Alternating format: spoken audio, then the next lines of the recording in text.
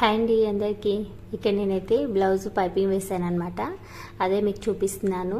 Piping చూస్తున్నారా, మీకు క్లియర్గా కనిపిస్తుందో లేదో వీడియోలో. చాలా అంటే చాలా సన్నగా వేసాను అనమాట.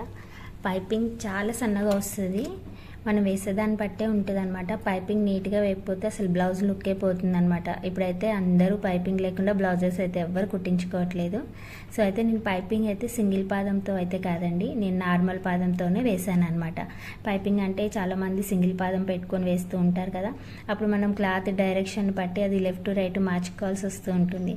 సో అంత రిస్క్ ఎందుకు అని చెప్పేసి నేనైతే నార్మల్ పాదంతోనే వేసేస్తాను అనమాట. నార్మల్ పాదంతో వేయాలంటే మిషన్లో చిన్న సెట్టింగ్ ఉంటుంది, అలా చేసేసుకుంటే మనం ఇంకా పద్దాకల పాదం మార్చుకోకుండా నార్మల్ పాదంతోనే చక్కగా పైపింగ్ వేసుకోవచ్చు అనమాట.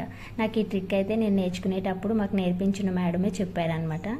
సో నేను చిన్న మిషన్కి కూడా అలాగే వేసేదాన్ని, ఇప్పుడు ఈ పెద్ద మిషన్కి కూడా అలాగే వేస్తున్నాను అనమాట.